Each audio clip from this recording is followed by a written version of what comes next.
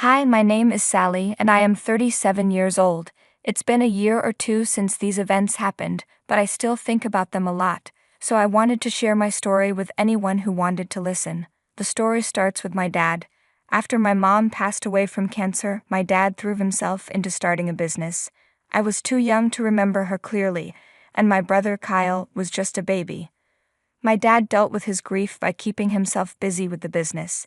He was still a great dad to Kyle and me, but he also worked very hard. At first, the business struggled, but eventually it started to grow little by little. It became successful enough to support us. I remember waking up some nights and seeing my dad still working in his office. I wanted to grow up and be just like him. When I turned 18, I asked my dad if I could work for him. He was firm about not letting me do that. He said he had tried working with family before, and it didn't go well. He didn't want to repeat the experience. I didn't understand what he meant at the time, but I respected his wishes. Even though I was disappointed, I found another job. It wasn't hard work, but it helped me get by. One day, I was in my dad's office and decided to look at his accounts. I discovered that his business was losing a lot of money, and if things didn't change, he would have to shut it down in a few months. I was shocked. I confronted him about it. "Dad, the business is losing a lot of money. What's going on?" "Were you snooping through my stuff?" he asked. "I'm sorry I did that, but you're going to end up closing down." "I know, but nothing I do is working. I've cut so many corners just to keep the business afloat. I was thinking of shutting it down." "No, don't do that. Please let me help you. I promise you won't regret it." "I don't know about that. You know how I feel about mixing family and business." "Yes, I know. But I went to business school. I know what I'm talking about. Just give me a couple of months, and I promise I'll get the business up and running." "That seems like a very expensive risk." "You took a risk by starting the business. This is just another small risk. If it goes wrong, I'll work to make up for it for the rest of my life, I swear. It's only because I'm desperate and a little curious to see how you'll do it that I'll allow it. You won't regret it." After my dad finally let me work with him, I spent the next few months working tirelessly. I ran the accounts and contacted a lot of people to help the business grow. Instead of shutting down, the business started to improve, and we got more clients. My dad was surprised by the results. I even think he was proud of me, even though he never said it. I kept working hard, but my dad was okay with just getting by. I wanted the business to grow enough so my dad would be set for life. Dad was happy and helped me a lot initially, working hard with me, but as time went on, he let me handle things. I didn't mind because it made me feel good to know that he trusted me that much. I once asked him if he was ready to retire and let me take over the business, but he said he wasn't. He felt he still had many years of work left and didn't want to retire too early. I didn't want to point out that he wasn't working much, so I didn't say anything and continued working. About 8 years into working for my dad, my brother Kyle decided he wanted to join the company too. I was okay with my brother Kyle joining the company, but I wasn't happy when he became a co-CEO with me. I didn't say anything because ultimately my dad had the final say in the business. Kyle didn't actually work much, but I didn't mind as long as he wasn't hurting the business. It continued to grow and expand, and we were making millions in profits. We were making more money than we ever imagined. As my dad's retirement got closer, I waited for him to announce that he would hand the company over to me. I remember it was Kyle's birthday when Dad made his big announcement. We went over to Kyle's place for a small birthday dinner. It was a nice time, although I was very tired from work. After dinner, Dad made his announcement. "Happy birthday, son." "Thanks, Dad. Glad you could make it." "Of course. Why wouldn't I be here? Plus, I have a huge surprise for you." "A surprise? What is it?" "Well, I've been thinking about this for a while, and I think it's time for you to run our business." "What? Oh my God, Dad, thank you so much. You can't be serious. I worked my butt off for the past 10 years while Kyle's only been here for 2 years, and you're giving him the job. It may have only been 2 years, but Kyle really stepped up and look at how well we're doing." "Are you kidding me? Kyle barely worked. I did everything. He only signed papers and approved things. I still think he deserves it." "Thanks, Dad. No need to be so jealous, Sally. Don't worry, you can keep working with me. I'll even give you a raise if you'd like." "No, I'm out. You guys can take your stupid business and shove it. I won't stand for this disrespect. I've put up with a lot, but this is where I draw the line. Don't even think of calling me. I'm done with you guys. Oh, come on, Sally, don't be like that. Bye. I stormed out of the house and slammed the front door. How dare they treat me like this? Did they even know how many nights I gave up sleep to work? Did they know how many eye drops I used because I spent so much time looking at my screen that my eyes dried out? Did they know that no matter how sick I was, I still came to work? I took a maximum of 4 months off in 10 years. My social life was non-existent, my romantic life was non-existent.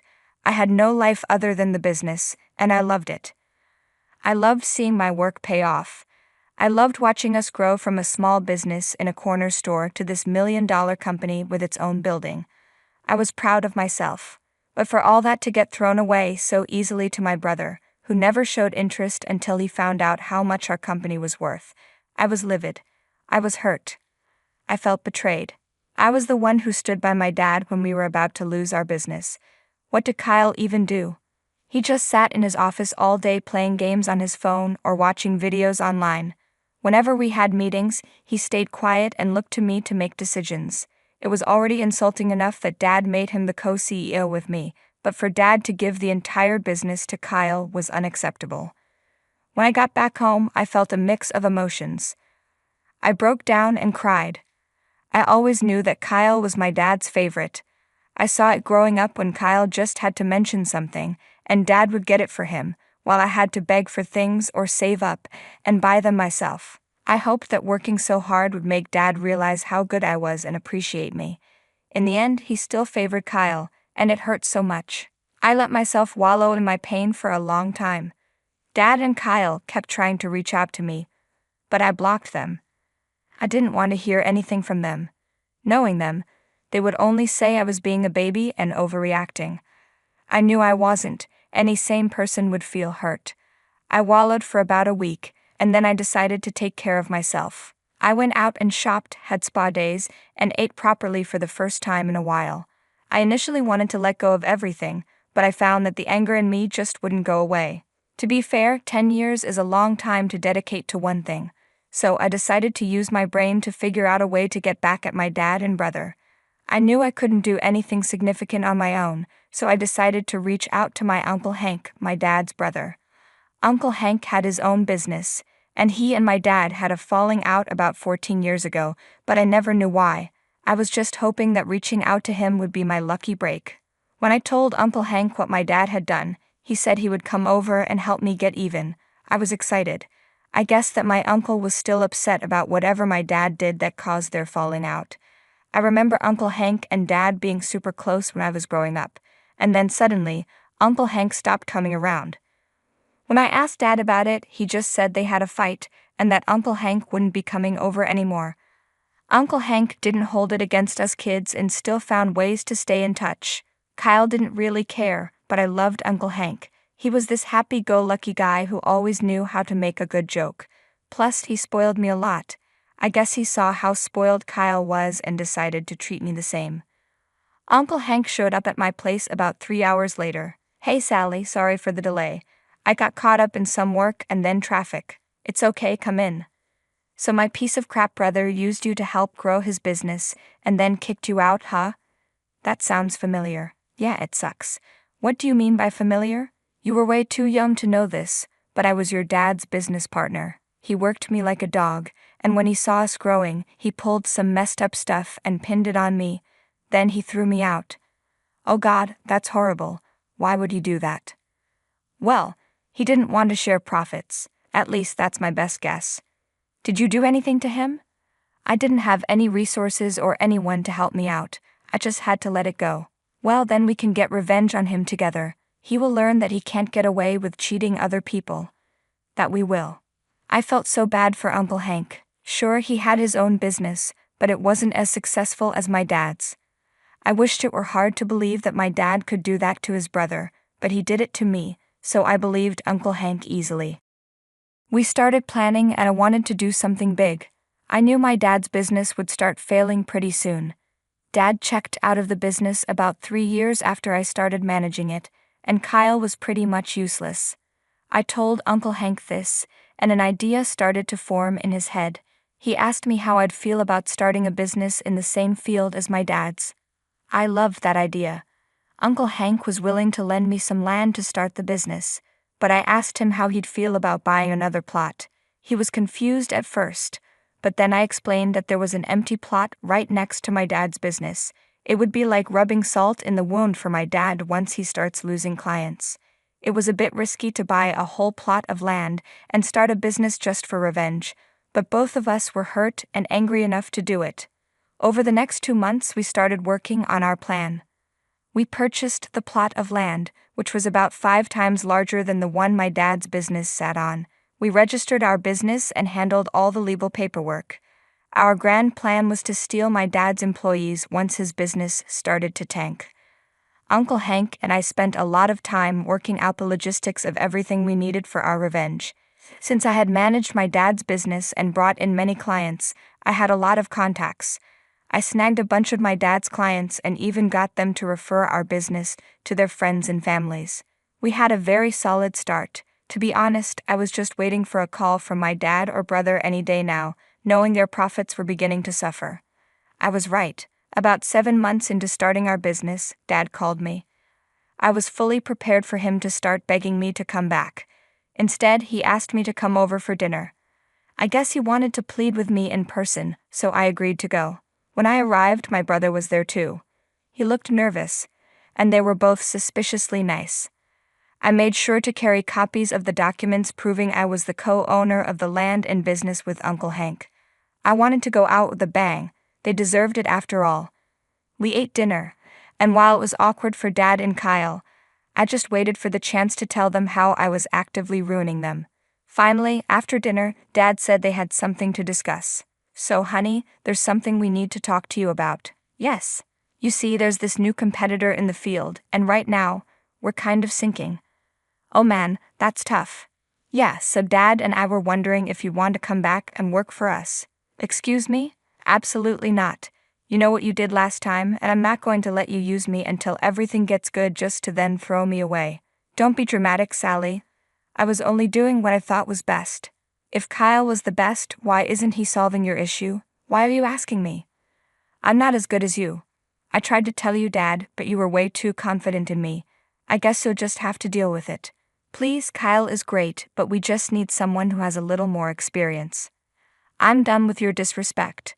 And as my daughter, you have to work for me. I think not.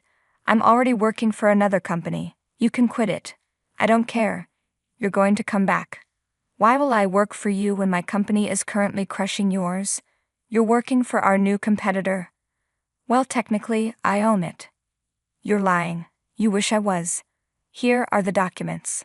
You own it with Hank. He's so much more talented than you. Plus, he actually appreciates everything I do. It's honestly a pleasure to work with him. How can you do this to your family? The same way you could do it to Uncle Hank and me. I will obliterate your company and leave you both in the dust. All the best. Dad tried to call out for me as I made my way to leave, but I didn't pay him any mind. My face hurt from smiling so hard. Finally, Uncle Hank and I had gotten our revenge. My dad and Kyle were going to learn why it's so wrong to cheat family. Buying the land and starting the business was only the beginning. Thanks to my good rapport with a few of the employees at Dad's business, I spread rumors about the company's instability and the possibility of most employees losing their jobs. I also began circulating rumors about job openings at my new company. We had a lot of applicants. It wasn't an issue hiring them because I knew all of them had strong work ethics and could deliver good results on time. Many were shocked to see me managing the hiring process, which only spread the rumors further, bringing us even more applications. My dad's business was not only crumbling from the outside, but also from the inside. Dad furiously called Uncle Hank and yelled at him for sabotaging his business, but Uncle Hank just laughed in his face and told him he deserved it before hanging up. In about another year, Dad's business was running at a huge loss and in large amounts of debt. Uncle Hank and I were thriving. We were even bigger than my dad's business had been at its peak. We had about 20 times the number of clients that Dad ever had. It was an amazing feeling of accomplishment. Since Dad's business was running at a loss, Uncle Hank and I bought it off him. He was so mad about it he refused to look us in the eye when we signed the final papers. I didn't think our plan would work out this well, but I was glad. Uncle Hank and I are living much more comfortably now. The anger that had been in us for a long time finally went away. In Uncle Hank, I found another, better father figure. He truly cared for and appreciated me. I made sure to always let him know just how grateful I was for him. So that's my story. I learned just how important family is and that it's a pretty bad move to cheat on your family. You never know how it may come back to bite you.